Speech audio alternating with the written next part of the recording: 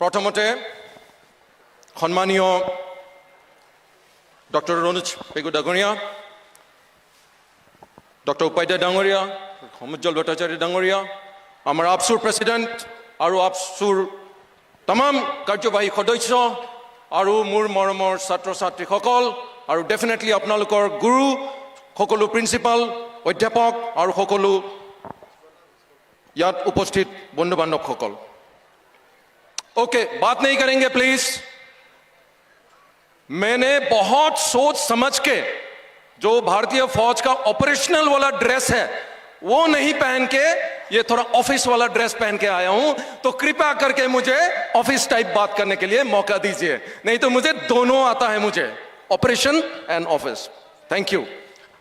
Okay, time कम है, कोशिश करूंगा जल्दी से मेरा कुछ पॉइंट्स बताने के लिए। सबसे पहले मैं ऑल बोडो स्टूडेंट्स यूनियन को मेरे तहे दिल से धन्यवाद करना चाहता हूं। मैं तेखेतসকলক ধন্যবাদ দিব খুজো कि তেওঁলোকে মোক এইটো আজি এইটো অপৰচুনিটিটো দিছে। ভাৰতীয় সেনাই একেবাৰে আৰ্মি হেডকোৱাৰ্টাৰে পাৰমিশন মোক দিছে ইয়াত আহি। এইটো প্ৰথমবাৰ ভাৰতীয় সেনাই কোনোবা এজন অফিচাৰক পাৰমিশন দিছে নিজৰ জাতিৰ মাজত গৈ পেলাই নিজৰ জাতিৰ ল'ৰা ছোৱালীক মোটিভেট কৰিবলৈ কাৰণে। Why is that so? কিয় কৰিছে? কাৰণ আজিলৈকে মই ভাৰতীয় সেনাক যাকে লগ পাইছো, এইমাত্ৰ দীপেন বড়ো ডাঙৰীয়াই ক'লে ইয়াত ভাৰতীয় সেনাই অপাৰেশ্যন কৰিবলৈ আহে, কিন্তু নো, every officer that I have ever met in my life and who has served in the borderland, তেওঁলোকে নৰ্থ ইষ্ট আৰু আমাৰ বড়ো সমাজক ইমান ভাল পায়। গতিকে আজি বড়ো সমাজ আগলৈ অগ্ৰসৰ হ'বলৈ লৈছে, তো তেওঁলোকে কমপ্লিট ছাপোৰ্ট দি পেলাই মোক ইয়াত পঠাইছে। প্ৰথমতে মই ক'লো মই ছুটীত যাম, তেওঁলোকে নো, আপোনাক আমি ডিউটিত পঠাম আৰু আপুনি ইউনিফৰ্মত যাব। থেংকছ টু 4 কোৰ হেডকোৱাৰ্টাৰ, তেওঁলোকে কমপ্লিট ইয়াৰ ইউনিটক টাস্ক কৰি পেলাই মোক ইয়ালৈ পঠাইছে। এইটো ইণ্ডিয়ান আৰ্মিৰ কাৰণে আমি বহুত ধন্যবাদ দিব লাগিব আৰু মই আপচুক দিব লাগিব। মই বিশেষ ক'বলৈ নাই। প্ৰথম কথা মই এটা এক্সাম্পল দিম। তোমালোকে হয়তো কিছুমানে জানা আৰু আপোনালোকে কিছুমানে নাজানিব পাৰে, ভাৰতীয় সেনাত জইন কৰিবলৈ কাৰণে বহুত বেলেগ এণ্ট্ৰি স্কিম আছে। অফিচাৰ ৰেংকত যাবলৈ সকলোতকৈ প্ৰথমত क्लास 12 के बाद नेशनल डिफेंस एकेडमी का एग्जाम देके आप एनडीए में जा सकते हैं। आप मूवी मेजर साहब और अभी बॉर्डर 2 मूवी आया है, उसमें एनडीए का आपको दिखाया जाता है। और मैं सौभाग्यवान था, मैं एनडीए सिलेक्ट हो पेलाई मैं तार पर पास आउट হৈছিলো। মই গতিকে কিছুমান মই ষ্টৰী কম মোৰ লাইফৰ। জাষ্ট মোৰ ক'বলৈ আজি মাতৃভাষাৰ কথা হৈ আছে।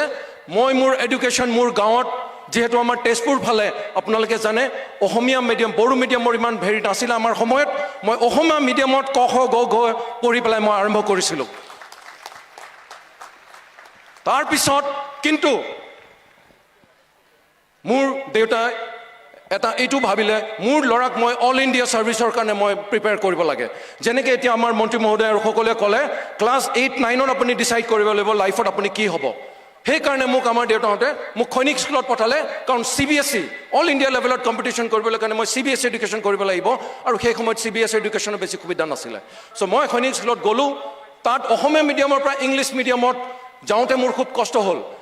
তাত ল'ৰাবোৰ চব গুৱাহাটীৰ পৰা ইফালৰ পৰা আহিছে, টপাৰ কৰবাৰ ভাল স্কুলৰ পৰা ইংলিছ মিডিয়াম, মই অসমীয়া মিডিয়ামৰ পৰা। কিন্তু কষ্ট সহিষ্ণু जितु अपनी কৰিব পাৰে, मेहनत से कुछ भी अचीव कर सकता है।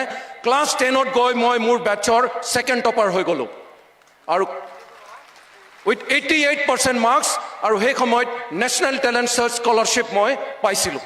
প্ৰথম মই মোৰ দেউতাক মোৰ চেক ক্লাছ 11ত দিছিলোঁ, এইখন মোৰ প্ৰথম উপাৰ্জন, এই বুলি মই দেউতাক দিছিলোঁ।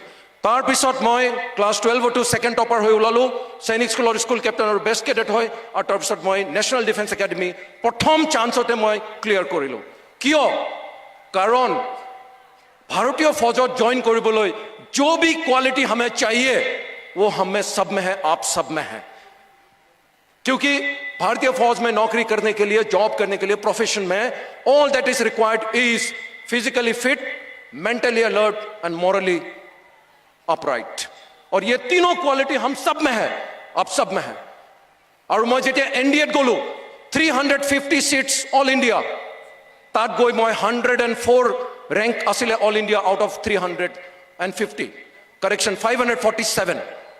কিন্তু ফাইনালি মেৰিট লিষ্ট 350 জইন কৰিলে আৰু মই তাত গৈ এগেইন কষ্ট কৰি মই 3 ইয়াৰ্ছত তাত ট্ৰেইনিং প্লাছ গ্ৰেজুৱেশ্যন কৰি ওলাওঁতে মই অল ইণ্ডিয়া ৰেংক 12th হৈ মই পাছ আউট হৈছিলোঁ আৰু বহুত কেইটা এচিভমেণ্ট মই হাসিল কৰিছিলোঁ এইটো কিয় সম্ভৱ হ'ল যেতিয়াই মোৰ ফ্ৰণ্টত এটা মোৰ চেলেঞ্জ আহিছিলে মই ভাবিছিলোঁ মই এজন অসমৰ ল'ৰা মই এজন বড়ো মই কষ্ট কৰিব পাৰোঁ আৰু মোতকৈ কোনো বেছি ভাল নহয় এইটো ভাবি পেলাই মই সদায় কষ্ট কৰিছিলোঁ মই 12th অল ইণ্ডিয়াৰ মেৰিট লৈ পেলাই মই পাছ আউট হৈছিলোঁ এটা কম্পিটিশ্যন আছিলে য'ত तमाम 350 ভিতৰত মই গোল্ড মেডেল জিকিছিলোঁ তাত কমাণ্ডাণ্ট সেই সময়ত ভাইচ এডমিৰেল অৰুণ প্ৰকাশ পিছত তেওঁ নেভেল চিফ বনিছিলে তেখেতে সুধিলে which place do you belong my son I said, sir, I belong to a very small place in Tezpur in Assam.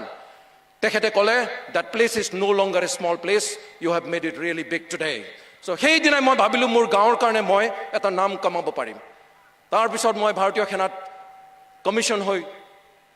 Commission হ'লোঁ 1999ত আজি 27 বছৰ মই চাকৰি কমপ্লিট কৰিছোঁ চিয়াচেন গ্লেচিয়াৰৰ পৰা লাডাখৰ পৰা ৱেষ্টাৰ্ণ বৰ্ডাৰৰ পৰা অপাৰেশ্যন পৰাক্ৰম পাৰ্লিয়ামেণ্ট এটেকৰ সময়ৰ পৰা উৰিৰ সময়ত লাইন অফ কণ্ট্ৰলৰ অপাৰেশ্যনৰ দেখিলোঁ তাৰপিছত এতিয়া অলপতে অপাৰেশ্যন সিন্দুৰ সকলো মই এক্টিভ অপাৰেশ্যন দেখিলোঁ তাৰপিছত গোটেই ভাৰতৰ গোটেই ষ্টেটত মই চাকৰি কৰিবলৈ সুবিধা পালোঁ এইবিলাক মই কিয় কৈ আছোঁ এইকাৰণে কৈ আছোঁ তোমালোকৰ ইমান 3-4 হাজাৰ ষ্টুডেণ্টৰ মাজত মই ভাবোঁ ডেফিনেটলি কিছুমানে ভাৰতীয় সেনাত জইন কৰাটো উচিত হ'ব কিয় মই এটা মোৰ নিজৰ ৰিচাৰ্চৰ মতে 140 करोड़ आबादी का भारत देश में तकरीबन 1 करोड़ गवर्नमेंट जॉब है that includes all states all central government about 47 lakhs तो central government 47 lakhs includes 13 lakh armed forces so if you don't try for armed forces then you are ignoring something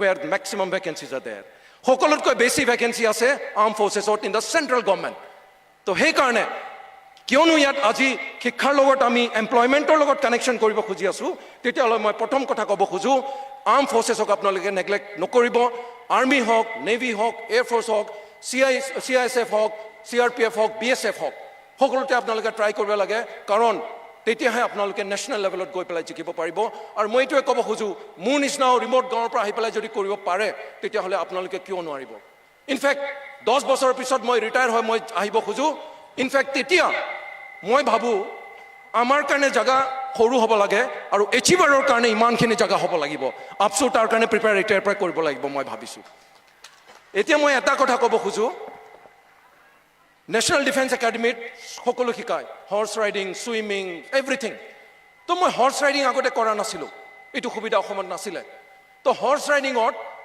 আপোনাৰ প্ৰথমতে horse বহি খোজ কঢ়াই পিছত দৌৰিব লাগে everything 4th ছেমিষ্টাৰত এটা competition আহে টেষ্ট আহে সেইটো পাছ কৰিব লাগে ঘোঁৰাটোক নি পেলাই এটা অবষ্টাকল কোৰ্চ আছে প্ৰত্যেক 1 মিটাৰত এটা অবষ্টাকল আছে সেই ঘোঁৰাটো অবষ্টাকলত যাব নোখোজে কিন্তু উস্তাদজনে নাকিডালত টানি পেলাই অবষ্টাকলত সোমাই দিয়ে আৰু যে সোমাই ঘোঁৰাটোৱে ওপৰত চাই তাৰপিছত তাক কোনো ৰখাব নোৱাৰে সি একেবাৰে মেক্সিমাম স্পীডত অবষ্টাকলবিলাক ক্লাইম্ব কৰি জাম্প কৰি ওলাই যায় আৰু সেইটো টেষ্টত ঘোঁৰাটোৰ ওপৰত আমাক চেডেল নিদিয়ে বিনা চেডেলত মই নপৰাকৈ তাক ধৰি পেলাই ক্ৰছ কৰিব লাগে সেইটো এটা বিৰাট চেলেঞ্জিং হেৰি মই কিয় কৈছোঁ এইটো কথা সেই অবষ্টাকলটো পাৰ হোৱাৰ আগত ঘোঁৰাটোৰ যিটো জোশ এই ঘোঁৰাটোৰ যিটো সিদ্ধান্ত সেই সিদ্ধান্তটো আজি মই আমাৰ মাননীয় এডুকেশ্যন মিনিষ্টাৰ ডাঙৰীয়া সেই জোশটো আজি মই আপচুৰ আৰু সেই জোশটো মই ইয়াত উপস্থিত উপাধ্যায় ডাঙৰীয়া আৰু এই জোশটো ইয়াত থকা সকলো মানুহৰ ওপৰত দেখিছোঁ ইয়াৰ মই বুজাব খুজিছোঁ কি গোটেই মই ভাৰতবৰ্ষত দেখিলোঁ কোনো এটা ষ্টেটত কোনো ষ্টুডেণ্ট ইউনিয়নৰ ইমান এনেকৈ জোশ ইমান এনেকৈ ইনিচিয়েটিভ মই ক'তো দেখা নাই গতিকে মই ভাবোঁ আজি আপচুৱে যিটো কাম কৰি আছে আমাৰ এডুকেশ্যন আৰু গভৰ্ণমেণ্টে যিটো কাম কৰি আছে সকলোৱে মিলি পেলাই যিটো চেষ্টা চলাই আছে সেই চেষ্টাখিনি যদি আমি ছাকচেছফুলি ইমপ্লিমেণ্ট কৰিব পাৰোঁ দেৰ ইজ ন' কুৱেশ্যন আপোনালোকৰ ল'ৰা তামাম নট অনলি বড়োলেণ্ড গোটেই অসমৰ ল'ৰা ছোৱালীয়ে কিয় ছাকচেছফুল নহ'ব এইটো মই প্ৰথম কথা ক'ব খোজো so' I can already feel the জোশ মই ঘোঁৰাৰ ওপৰত বহুতে ঘোঁৰাটোৱে যিটো ষ্ট্ৰং তাৰ মটিভেশ্যন আৰু ডিটাৰমিনেশ্যন থাকে সেই জোশটো গৈছে জাষ্ট তোমালোকে সেই ঘোঁৰাটোৰ ওপৰত বহি থাকিব লাগিব অবষ্টাকল ক্ৰছ কৰোঁতে পৰি যাব নালাগিব আৰু এই অবষ্টাকলবিলাক কি টেষ্ট এক্সামছ প্ৰিপাৰেশ্যন লাইট নাই বিজুলী নাই